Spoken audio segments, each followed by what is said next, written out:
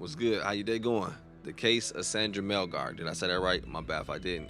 Let me know by that chapter. Yo, since we on some true crime ish right now, we've been hella watching those this week. I ain't gonna lie, I've been watching a lot of them, dude. Did y'all watch Worst Roommate Ever? I want to spoil it if you haven't. Bro, there's one episode that's gonna piss you the hell off. For one, all of them piss you off. But it's one episode. If you watched it, you know what I'm talking about. How can I say this without spoiling it, bro? Hopefully we there. Hopefully you know what I'm talking about. But you wanted to whoop his ass your damn self. I know you wanted to, Pete. I'll check out the case of Sandra Melgar by that chapter. If you have not watched that show, it is hella freaking fire. Go watch it. Want to check out the original video? Link will be in the description below. But let's go.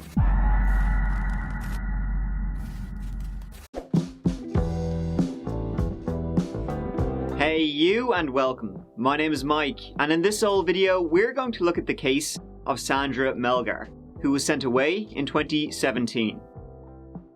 This story takes us to Houston, where Sandra Melgar was married to Jim Melgar for 32 years. And when celebrating their 32nd wedding anniversary, they went out for dinner, had a nice lovely time, came home, and Sandra can't remember much after that. She woke up the next day tied up and locked in her closet, and Jim, her husband, was... well, but was this a bizarre cover-up, a staged scene? Or is Sandra truly innocent as many believe her to be? This case, it's absolutely fascinating. I mean, there are many things in it which could lead you to believe one thing or the other. So, let's get into it. Damn, it's one of those, huh?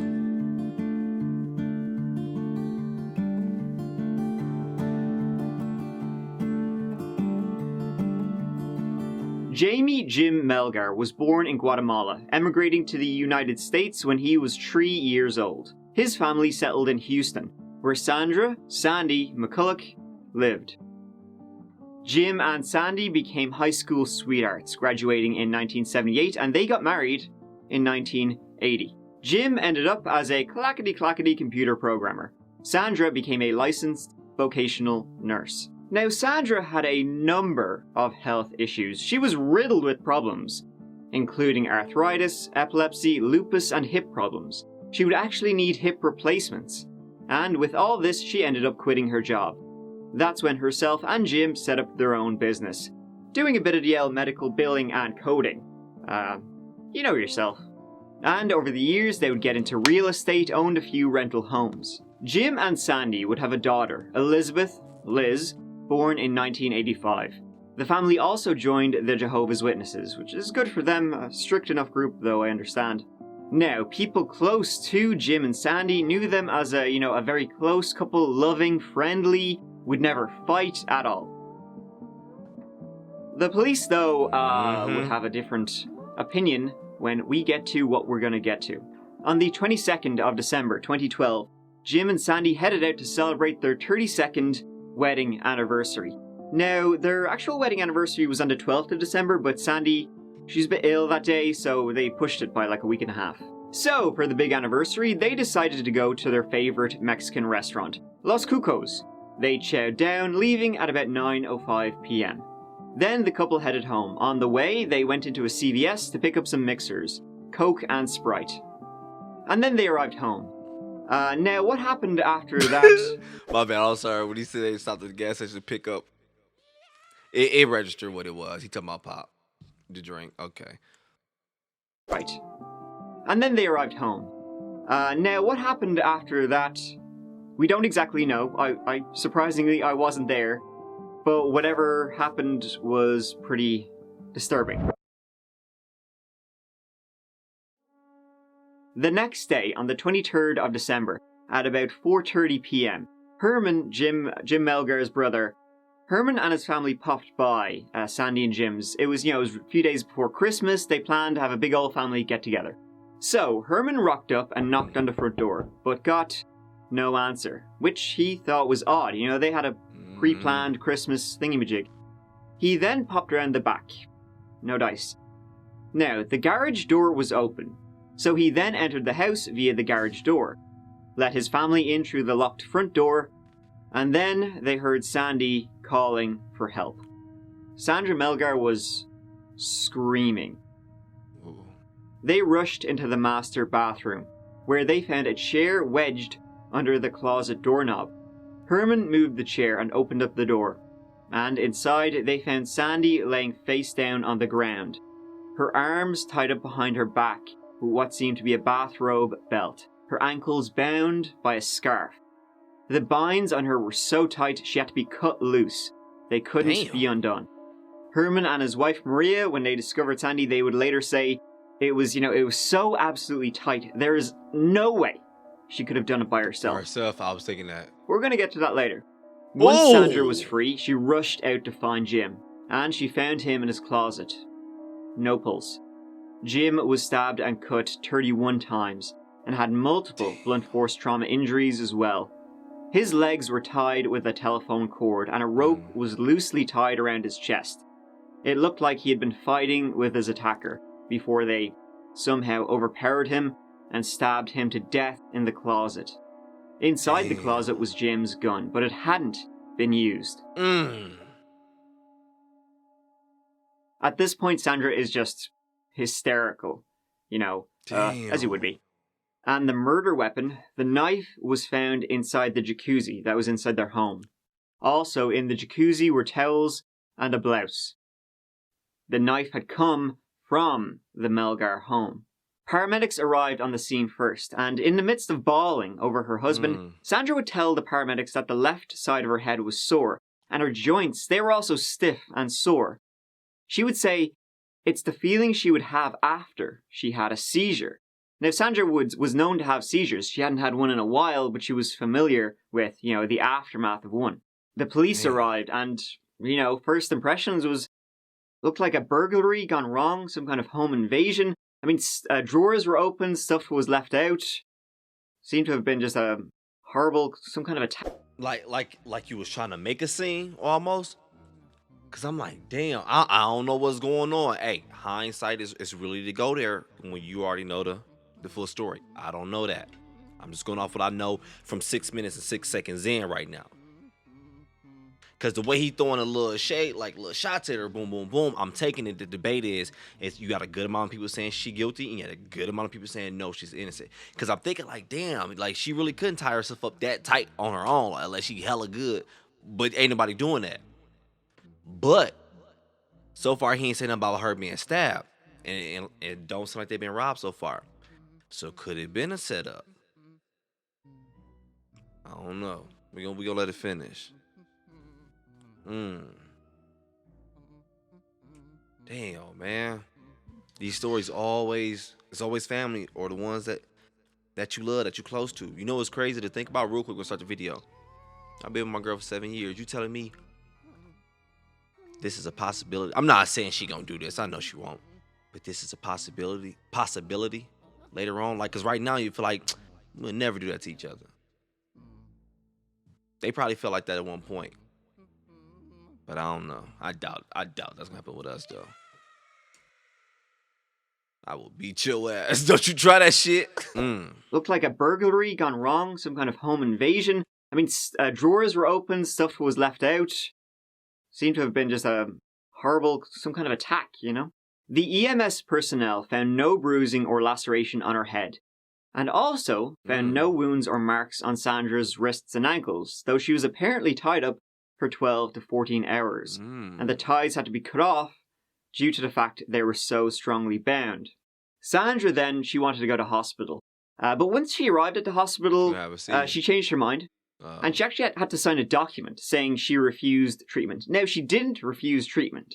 It's just the way the document was worded. She thought she just didn't need any. And Sandra was then viewed by the investigators. I didn't take a picture of my ankles. They've been tied also. We'll get to that here in a second. From the get-go, they... Wait, we got some captions in this mug? Because I ain't heard a word. None of these niggas said, what?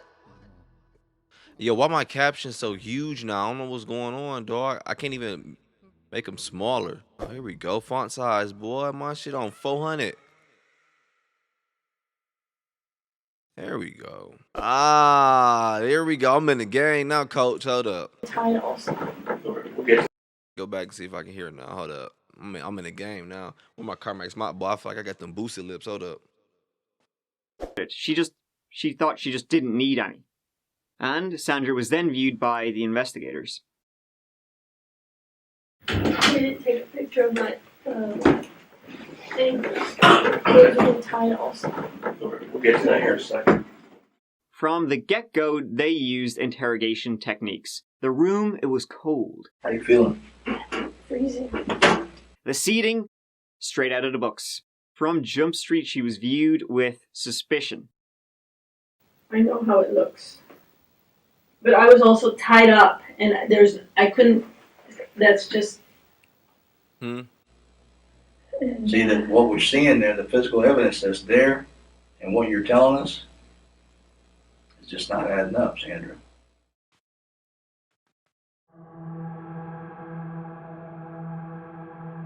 Sandra then told them what happened the night before.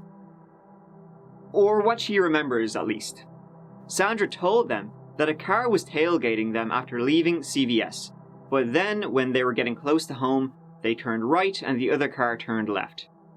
I think when we left CVS, there was a car following us because when we came in our neighborhood, it was still behind us.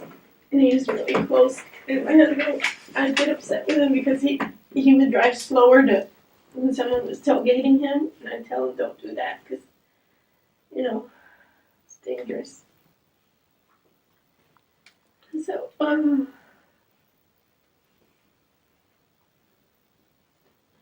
but the guy turned left and we turned right, and so we thought it was just coincidence. And so they arrived home that night, going into the house via the garage door. They usually kept the front door locked. Now, whether the door in the garage was locked behind them, That's crazy. the garage door and the interior door, we don't know. So, Sandra and Jim get naked into the jacuzzi and enjoy a nice few sips. They were in there for about 2 hours, talking about, well, anything and everything. Their plans for the future, as Jim was due to retire in about 5 months. They wanted to sell Sandra's car, they wanted to travel, they talked about their daughter, and they made love while in the jacuzzi. Now, at one point, after being in there for about 2 hours, they heard their dogs barking outside. They had four small dogs. Jim got out of the jacuzzi to let the dogs in. Sandy stayed in the jacuzzi for a few more minutes, and when Jim wasn't returning, she eventually got out herself. She went into the bathroom closet, put on some nightwear, started putting on some lotion, and then, that's it. Oh! She blacked out. It was taking a while, so I got out and was going to get dressed or change in my closet. And I went in there and I started to change. And that's all I remember until I woke up. The next thing she remembered, she's in the closet. She can't move, and she was sore all over. Her head hurt, and she eventually fell back to sleep. She was in there for about 14 hours before her brother-in-law found her. And so you can see how this is kind of a tricky crime scene. It is, And man. I'll be Because with her, with her already suffering all these injuries, is you really just can't say she lying because you heard about everything she go through. Now, I'm not saying I agree. I'm not saying I think she lying or she's telling the truth yet, because I don't know yet. But you just ain't sounding like somebody who just lost somebody they've been married to for 32 years and celebrating and everything. I don't know. But I never been in those shoes. I've never been married to nobody for 32 years, so who knows?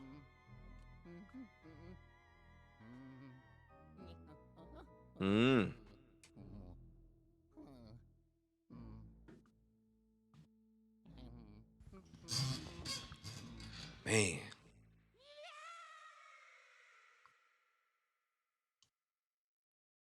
At 14 hours before her brother-in-law found her. And so you can see how this is kind of a tricky crime scene. and I'll be upfront and honest with you. There's some things that don't add up, in your story. But let's get into some evidence, shall we? There was no sign of forced entry into the house, and they find her story, oh, she just blacked out, frankly unbelievable. They questioned the fact that her husband brutally murdered in the same house while Sandra was just Facts, unharmed, yeah. just tied up. They were in the jacuzzi, they hear the dogs yapping away, Jim gets out, about maybe 15 minutes later, Sandra's like, where's Jim?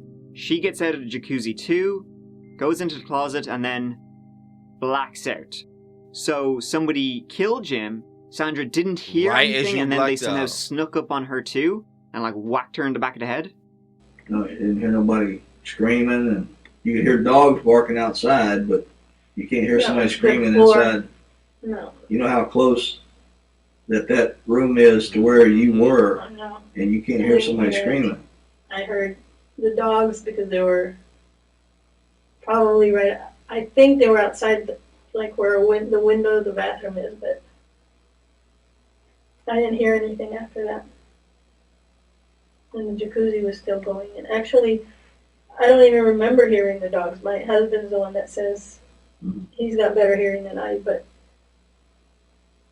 I heard the dogs whining afterwards. If he encountered something that would do what we see there, you're going to hear it. You're going to hear something. And if that something is coming into the same room where you're at to either knock you out or even encounter you, you're going to hear something. I don't care if you've got a tank cranked up in that bathroom with you, you're going to hear something when somebody... I thought he was about to say up in that bitch. I'm sorry, dog. You're going to hear something.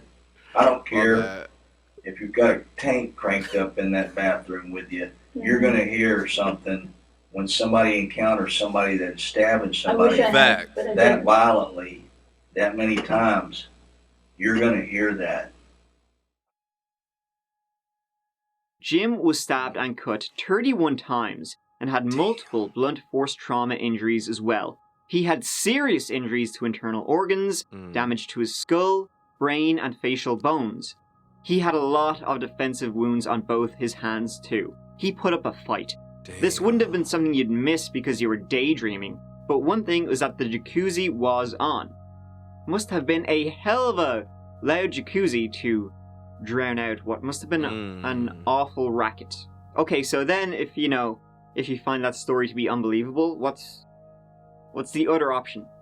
Liz, Sandra's daughter, she didn't live with her parents, but she obviously rushed to Houston after this happened. She would say her mother couldn't hold on to things. She dropped things a lot. She was stiff. She had rheumatoid arthritis. At one point in her life, she was confined to a wheelchair. Sandra could only have done what happened to Jim with great difficulty. In the way, with the health issues she had and just the way she was. She had no cuts, wounds, bruising that would come from, I don't think she physically did it herself neither. But shit ain't adding up though. Just the way she was. She had no cuts, wounds, bruising that would come from, attacking and overpowering a larger adult. She had nothing on her, while in contrast, Jim had numerous bruises, abrasions, and catastrophic damage to organs that would indicate a very violent struggle, including fractured eye sockets. A woman of Sandy's size, 5'4", 53 years old, and with her health issues, it would be very unlikely she could overpower her husband without suffering any injuries to herself. Sandra would say she hit her head, or was hit on the head by the intruders possibly, and that she had an epileptic seizure, and that's what caused the blackout. Which, according to her previous neurologist, was entirely likely. When you do have a major motor seizure, everything goes into spasms, so it's not unusual for a person to ache all over their body. And if one has a seizure, it's also not uncommon to be accompanied by a loss of memory. Hey, I don't want to watch this for Brian Cap. This one is hard, dog. I'm not even gonna lie to you, dog.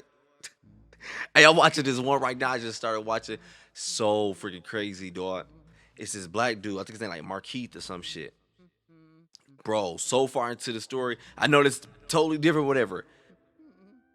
Bro end up supposedly, so far I ain't finished it yet.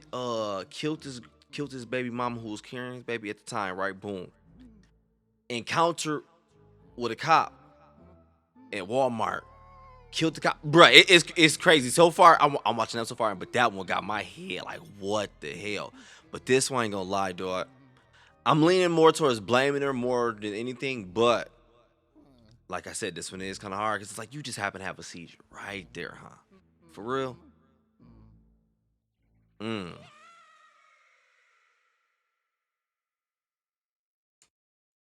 It's also not uncommon to be accompanied by a loss of memory.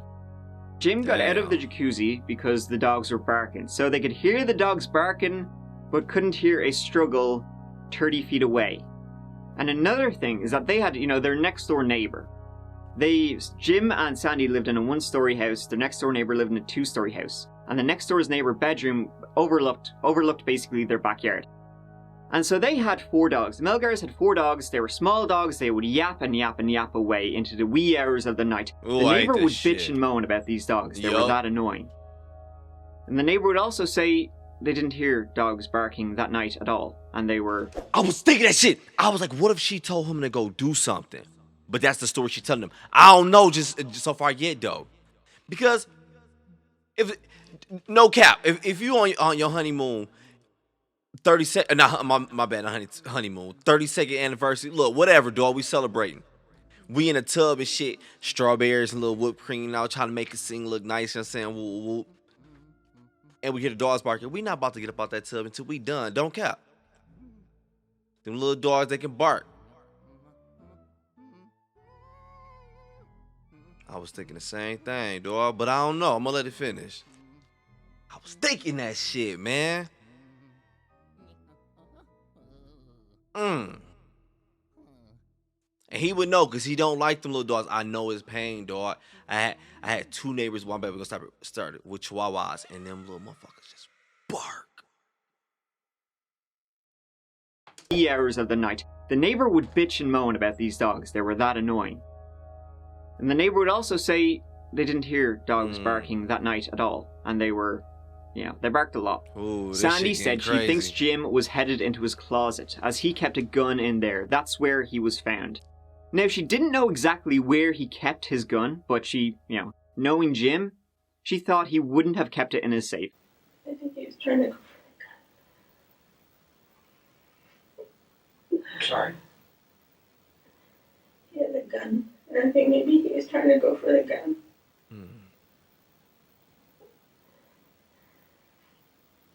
Where does he keep the gun? In the closet.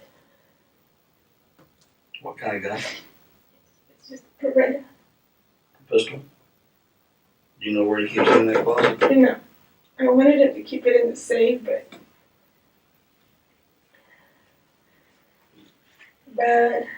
he's too stubborn. So, if he was going into his closet to get the gun, did he not have time to use it? Or what if he did have time to use it, he just didn't want to use it on whoever was attacking him? It's a possibility. So, there are just so many discrepancies in this case. And there are a lot more, but to the prosecution, this was straightforward. I mean, take this for example. You'll see it's pretty darn easy to tie yourself up and lock yourself in a room with a chair. So therefore... But... This is pretty... I know it was easy, but the thing I can't see is her this old with all these illness, a bad hip, doing all this to bro. Because even if she'd legit snuck up on him, boom, got him with a good hit, she'd still had to move his body and do things. Let's let it finish. Unlock yourself in a room with a chair. So therefore, lads, this is pretty clear cut. Well, I'm convinced. She killed her husband and made it look like a burglary and then tied herself up exactly as you see there. Well, that's what the 2 detectives investigating, they came to that conclusion pretty quickly, and then they essentially just worked backwards from there. They would marshal all evidence around that theory, that Sandra was responsible and it was a staged scene. One of the things which led to this conclusion was Sandra's refusal to take a polygraph, saying at the time she was too nervous, she was shaking, she was cold, and she didn't want it used against her. What's your What use against what? If someone just whacked my husband for 32 years, I ain't got nothing to hide. You hella use it. But if I had something to hide, though, it's like, no, I want you to use it. What you mean use it against you? You good. Right?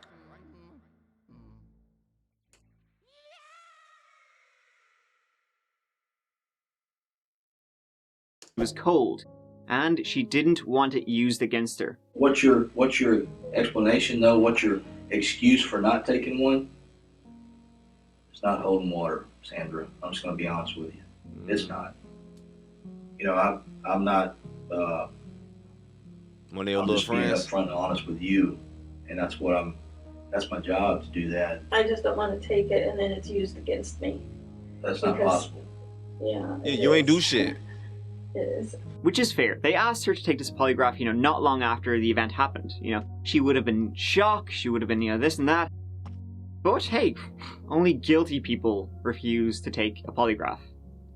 Right? What do you think should happen to the person that, if we catch that did this to your husband, what do you think his punishment or her punishment should be? You think I'm they saying should kill get that a second motherfucker. chance? No.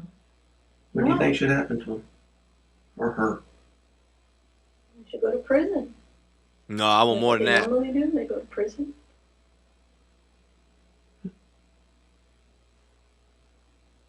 Burglary and then homicide. Big.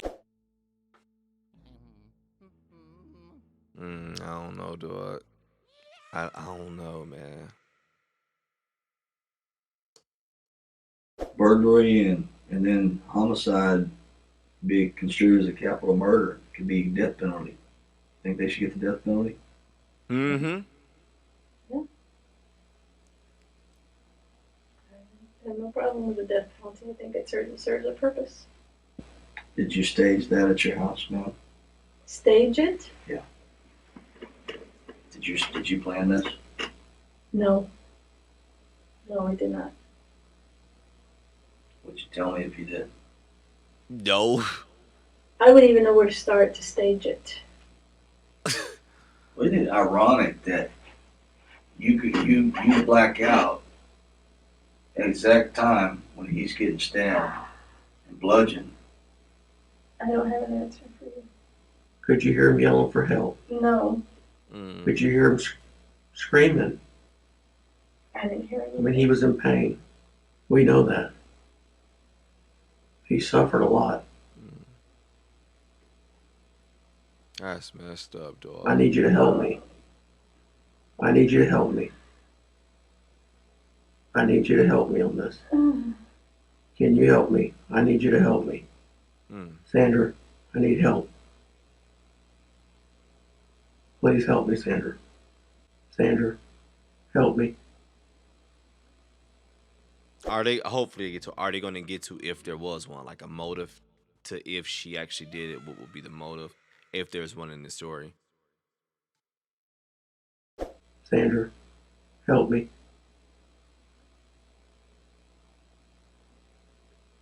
Sandra, I need help. I didn't hear anything. Just stop already. I need help, Sandra. I need help. Sandra, please help him Help so me. he'll shut up. That's it. That's it. I need a lawyer. I'm not talking anymore because you guys are just trying to torture me here. So when she say that, she can't say nothing else. That if they try to anything, because anything you say at that point is gonna be voluntary. They have to read you your rights again, your Miranda rights, whatever it is, and interrogate you again. Usually when people go that route, that's how you know they're guilty. Now I'm not saying anything, but from all the cases I watch, when they go that route, they end up on the guilty side. Now with her having, having all this illness, that's the part that's getting me, because it's like, what if it's one of those cases like where it's like, yo, I really blacked out at that moment. Even though I'm not gonna lie to you, I don't believe that. But we've heard some amazing stories, a lot of them from freaking Mr. Baldwin, where it's like, I can't believe it.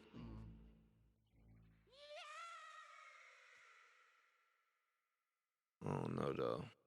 I need a lawyer. I'm not talking anymore because you guys are just trying to torture me here. Do you love Gantt charts? Here's how easily you can build one. The investigators actually wanted to charge her with the murder right there and then, but the district attorney refused, citing lack of evidence.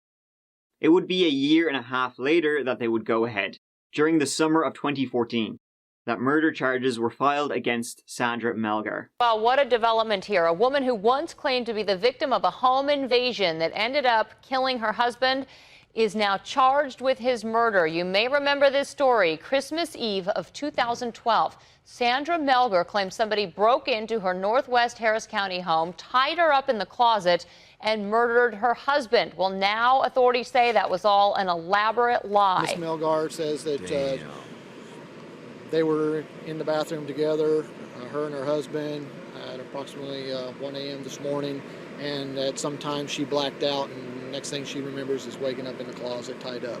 Sandra Melgar told police she and her husband Jamie were attacked inside their home. Her husband fatally stabbed, she tied up for 12 hours. You know, it just seemed like something was really strange with how it all came down, with them being tied up and just one person being killed. A year and a half later, 54-year-old Sandra Melgar is charged with her husband's murder. Court documents revealing he was stabbed with a knife. We were wondering, I mean, it was so weird that what happened and how it happened, didn't seem like we heard anything like anything had been stolen or anything like that. Now curious neighbors want to know what information led investigators to charge Mrs. Melgar and why it took so long. They have, after all, been unnerved for over a year, thinking a home invasion on their street was the work of ruthless thieves. It's a relief to know that it's not a random, it's not a home invasion. The case finally went to trial in 2017.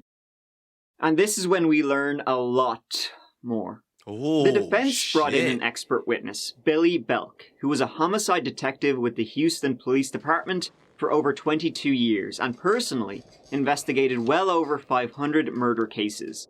He went to the crime scene, heard how loud the jacuzzi was, went into the closets, examined all pieces of evidence. Based upon his experiences and his analysis of the case, he spoke of just how bad the investigation was.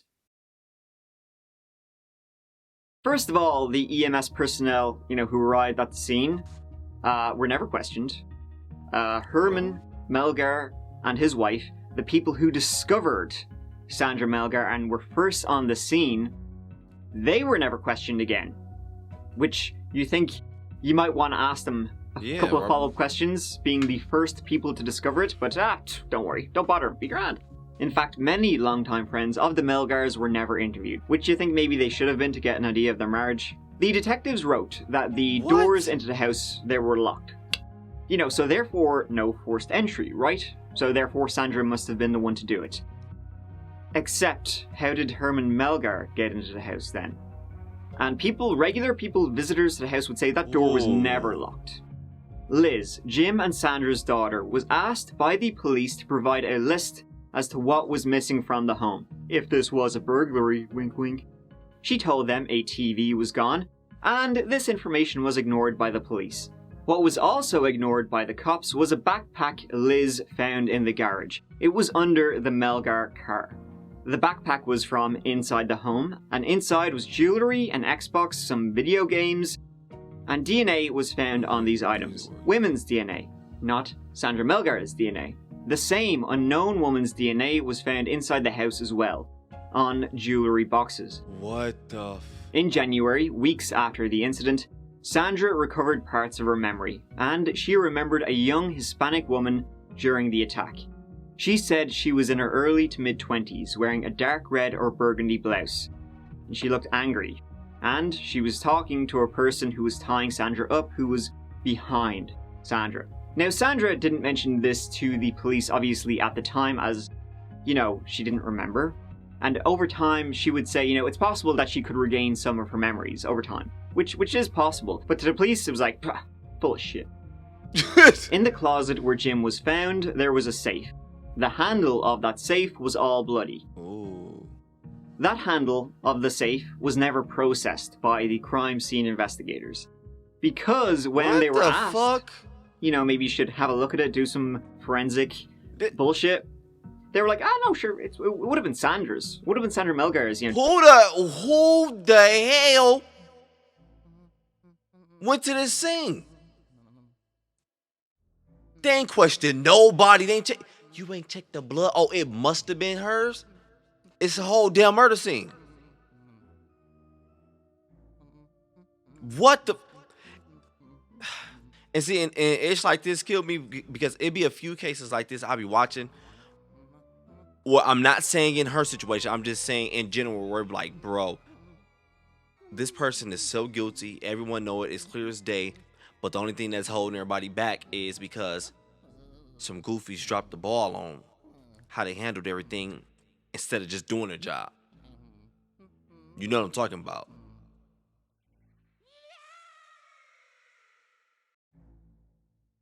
They legit... This is the first case I've ever heard where the people who discovered the crime scene were not questioned. You know what's crazy? I be thinking about that. We're gonna start to feel bad. I be like, bro,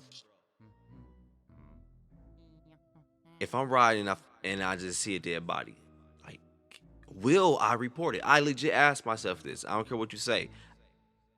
I know right and wrong. I ask myself that a lot. Will I ask myself, will I report it? And the reason why I be asking myself that, because I be like, bro, I know they're going to question me. I expect them to. I will hope they do. Do your job. But what if some shit happen? Or I'm so nervous, I don't know what's going on, or I do some ish wrong. Or one of them just decide, you know what, I want him to take the blame for it. I don't know. Anything can happen. I be thinking about shit like that, like, damn. And then I become like the main suspect. Like, what the fuck, bro? I was just going to GameStop. Boy, what the hell? But I legit be thinking about that shit, dog. And then leaving it there, I feel bad. I don't know. Hey, I don't know. I be asking myself that question, dog. Bullshit. They were like, no, sure. He said it right when I'm sorry.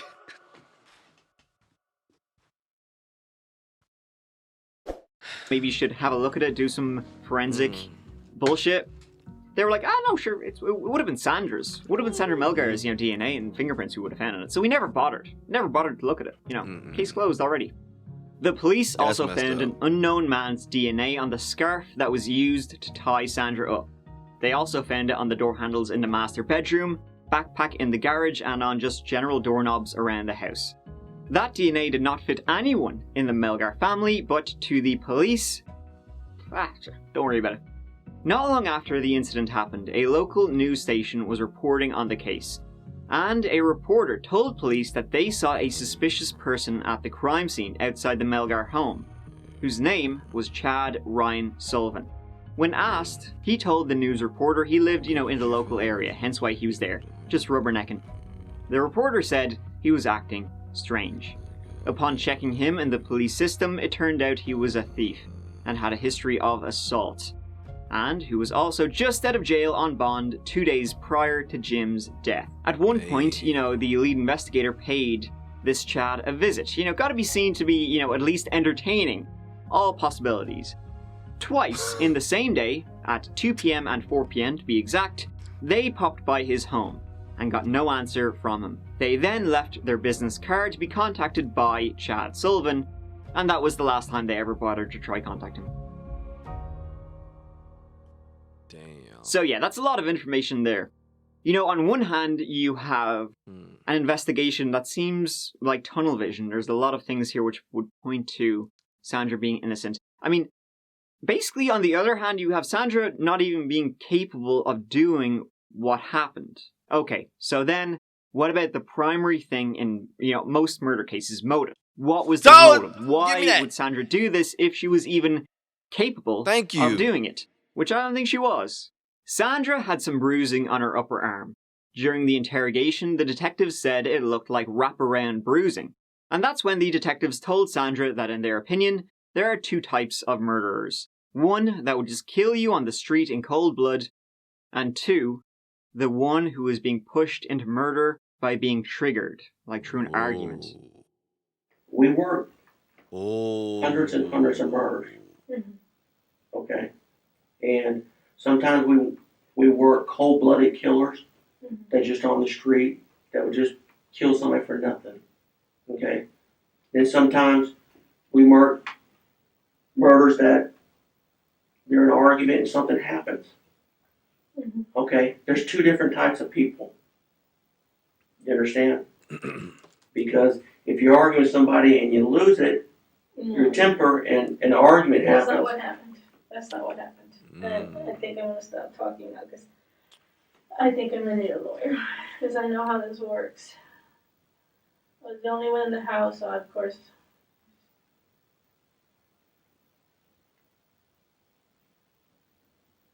Who else would be in the house? No one would that I know of. No one. See, but I gotta add anyway. Hold up. So that could be the case, but this DNA that they found in the house, though, unless this happened, and then she reached out to those people to come help. I don't know, dog. No one would that I know of. No one. The police checked neither Jim nor Sandra were having any affairs. They went through their phone calls, messages, emails, search history. The couple had no financial problems either. So why would Sandra possibly want to murder her husband of over 32 years? True. Well, the prosecution had a couple of theories. Ones which they pulled out of their hole. The prosecutor argued one of the motives for the murder was that Sandra wanted out of their marriage. But, as a Jehovah's Witness, a divorce would leave Sandra shunned. The only way to stay part of the community and to leave Jim at the same time was to murder him, and then stage the crime to not be found out. The other motive? Yes. Come on, you know, I know you know. I don't. Life insurance policy. Jim had a big old life insurance policy. One that was set up a decade earlier. Now, both of these motives, and all motives really, are kind of just speculative. I'm not gonna lie to you, that's not off someone I love or used to love worth it. But then again, we seen some of these stories, shit. People done it for less than less. But with them not having financial issues, maybe not cheating, I don't know. I don't see what she gonna do with all the extra money besides keep paying for probably her ish. But it seemed like they got that. Like he's handling that. I don't know, dog. This one is hard. I ain't gonna cap to you. Beneficiary. Yeah, I see her name. Yep. So she is the beneficiary. I see that. I know you know it. Life insurance policy. Jim had a big old life insurance policy. One that was set up a decade earlier. Now, both of these motives, and all motives really, are kind of just speculation. There's no proof. I'm not kidding. They just pulled it, as I said, out of their hole. The prosecutor also brought up the idea that Sandra lured Jim into letting her tie up his legs with the telephone cords as part of some kind of sex game. And then... because that whipped cream and the strawberry was there. And what I'm thinking, low-key, I'm not even being funny, with them being married 32 years, maybe some marriages be still doing good. From stories I hear, shit. Like, that was a setup, we doing all this nice freaky-ish. See, I'm just speculating shit. Cause he probably oh, damn, I don't ever get this kind of treatment. This is gonna be fire or whatever. Which could be true. It had this little strawberry set up with it. Woo had the wine, like the Patron, whatever it was. I don't know. That could have really been a part of that thing though. So you can't really say that neither. Damn. But that would make sense how he got tied up because no, that's one of the ways that could make sense because it's like, yeah, let's play around. The only thing that keeps straying me away was the other people's DNA that they found, the male and the female DNA they found in there. Damn. With the telephone cords as part of some kind of sex game, and then took him by surprise using a large knife to stab him to death. I ain't horny no more. The idea of this, lovely, middle-aged, religious couple having like a kinkier side is one that was grabbed onto pretty quickly. There were some sex toys found under the pillow of their bed, ones which Sandra would say, was given to them as a joke. The jury questioned how Sandra's story was changing, and they all agreed it was a joke. That's the first time I've seen a girl with like a different color. Usually, like all girls I know, like their dildos and shit be like purple. I ain't never seen a girl with a red one. I'm not saying that's the reason why, like, oh, she did it because it ain't purple. I was just noticing that shit. What is this, though? Like, this thing right here. I know this that bullet, ain't it? Hey, the rose is fire. Me and my girl got the rose. She love that shit. But what is this, though? I know what KY is. That shit lets you. Some people need it. I mean, unless you do, like, other shit. But, yeah. Is this, like, bubble gum in this motherfucker? I don't know. It's just fascinating. You know what I'm saying? I'm just looking at it. My bad. I really want to know what is this. Like a damn garage door opener. What kind of shit y'all do to that motherfucker?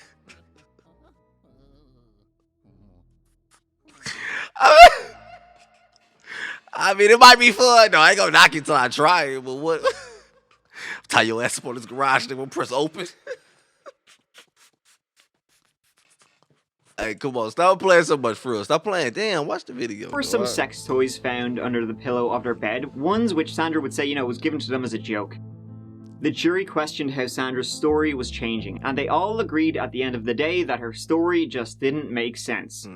They said that the murder scene was too elaborate for an intruder to do it. It seemed like maybe the most likely motive would be sexual play. Sexual game gone wrong, even. And, aside from Sandra's story being kind of a bit iffy, there were a number of things which the prosecution was like, look at this is proof. For one, the crime scene was staged. The drawers were pulled out, but not thrown across the room. Some detectives who worked in the burglary division said that it didn't look like a real burglary scene. Sandra's bag and purse were left on top of the bed. Her credit cards were left inside. But then again, the TV was gone, prescription drugs were gone, and Jim's billfold, money from Jim's billfold and money from Sandra's purse were gone. So there were things stolen, the police just didn't care. But also, there was no sign of forced entry. There was no forced entry. Because remember, Herman Melgar, Jim's brother, who discovered the entire scene, was able to get into the house without kicking down a door. But then there's documentation showing that Sandra, who suffered from seizures, she was getting them under control. She hadn't had one for quite some time. But then again, it's not uncommon for people who have suffered from a concussion to have a seizure. Even people who have never had a seizure before. Blood evidence. There is blood only in the closet and its immediate vicinity. There wasn't any leading out of the closet, like an intruder might bring with them. But then, if this is pointing towards Sandra, there was no clothes anywhere that she could have been wearing while killing Jim, and she had no injuries to her body. The murder weapon. The knife that was used to kill Jim matched the other knives found in the kitchen, so it seems that the attacker came without a weapon. Sandra was not cut, had not bled, none of her blood was found in the house, her DNA was not on Jim, nor was Jim's blood found on her or her clothing. Now, one thing though that is important to mention is, remember there was a blouse found in the jacuzzi along with some towels, and the knife was found there as well. Well, blood splatter was found on that blouse. Now, that blouse, it was never checked to see if it was Sandy's, the size of it was never checked to match up with what was in her closet. But that is something for the prosecution. Sandra could have been wearing that blouse, put it into the water in the jacuzzi along with the knife and the towels to try and wipe away any evidence. It's definitely something worth mentioning. chemical processing also established that there was no attempt made by Sandra Melgar to clean the sinks, clean the shower, or clean the jacuzzi. No one cleaned up any crime scene. Sandra was a woman with multiple health issues. It's unlikely she could have done it. It's also unlikely that if she did do it, it would have been so easy she wouldn't even get blood on her. During the trial, though, the prosecutors pointed towards a cloudy fingernail on her hand, which they, thought pointed to her having used some kind of cleaning supplies, I mean, I guess it could be nail polish remover, either, but, who knows? Because of all of this dodgy evidence, the police, the prosecution, and the jury believed that Sandra murdered her husband with a knife and then tied herself up to make it look like some kind of staged robbery. Man, that's crazy. In August 2017, Sandra Melgar was found guilty, and she was sentenced to 27 years in prison. Her projected release date is 2044.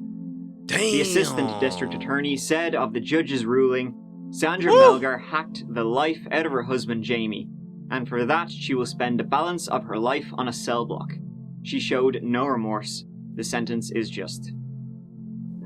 Is it though? Damn. When you're finding somebody guilty, isn't it supposed to be beyond a reasonable doubt? And I think there's a lot of room for reasonable doubt here. But, oh yeah, I forgot. That's just in movies. Real life doesn't work that way. In late 2018, famed attorney Kathleen Zellner took on the Sandra Melgar case. You might remember her from such cases as Stephen Avery, or even Ryan Ferguson, which we talked about not so long ago. In 2019, the Truth and Justice podcast, which had done a series on this case, announced a $20,000 reward for the real killer of Jamie Jim Melgar, who could still be out there. Man, I think is probably more than likely out there. Sandra Melgar recently appealed, though this was denied. Her family and friends, including her daughter, say they will continue to fight for her innocence. They got it wrong. They got it completely wrong. You say you blacked out at the moment your husband was being murdered. But people watching might think, that sounds so convenient. Yeah, it's not a blackout. I have seizures. And I had a lump in my head, so I was hit. And then I went into a seizure, more than likely. I mean, no one was there to actually see it, but that's how it felt like when I woke up. Sandra, did you kill your husband? No, I did not kill my husband. No. Fascinating case. A bizarre one, in which on one hand you have somebody... Hey, this is about to go from way. This is crazy. I'm not even gonna cap to you, dog. I'm leaning more towards the side she did it, but... Hey, I'm not gonna lie. It's room there where I'm like, man, hold up, dog. I don't know.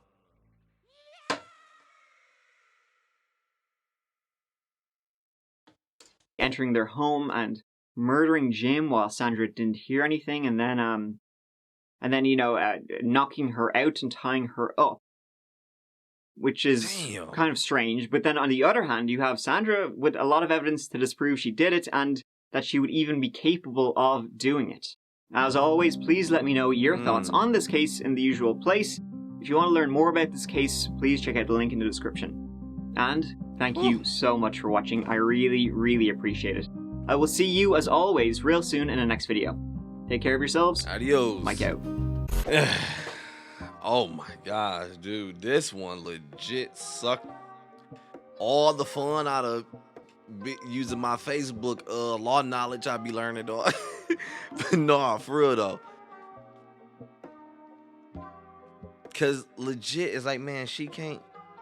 From the way they describe her, I don't know how she actually moved when she out and about, but the way she had the canes and like the most taped to her hand and shit, I'm like, I can't see her doing it herself. But it just seems so convenient for all this stuff to happen to go your way at the moment of this happening, which leads to I ain't gotta tell no story because I don't know what happened, and that's gonna be the easiest cop out because. When there's a story to tell, whether it's the lie or the truth, at least it gives people something to work with. So it's like, all right, let's try to connect shit. But with yours, and you having these mental illness, do you have any illness that you have, whatever?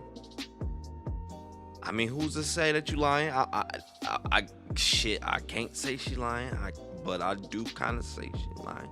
But it's like that's the perfect time for it to happen, because now I ain't got no story to tell when this happened, because I don't know what happened. So it is gonna make it hard for people to judge or like figure out like, damn, because shit, we ain't really got much to work off of, but we can put what we could together. Now I do feel like the ball was dropped a lot on the freaking cops that, or however they do, whoever should have searched at the beginning, whatever. Y'all gotta let me know who does what. But basically, whoever dropped the ball right there, like, you legit tell me y'all ain't question none of these mugs around. Y'all ain't even check the blood. That one was really getting me. I'm like, that just does not freaking add up to me. See, I'm doing better. I was gonna say the other word. So it's like, it's so many things. Just like, really, dog? This just happened to work that way? Because, look, I don't know. This one was freaking crazy. I'm about to finish watching this Marquise one, though.